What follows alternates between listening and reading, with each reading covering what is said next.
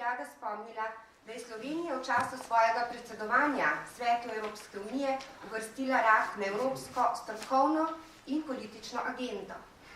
Za Slovenijo je velik izziv in hkrati tudi velika čast, da bo lahko v naslednjih 3 letih koordinirala evropsko partnerstvo proti raku, v katerega je vključena velika večina držav članic Evropske unije, Evropska komisija, Evropski parlament in najpomembnejše nevladne organizacije na evropskem nivoju.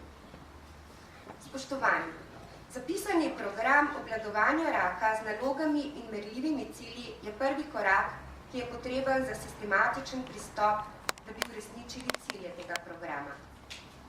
Pravi izziv bo prav njegovo uresničevanje.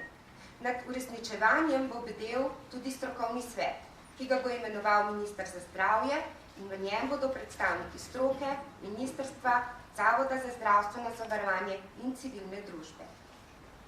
Upam in želim, da bi se lahko ob letu spet srečali in pregledali že uresničene naloge.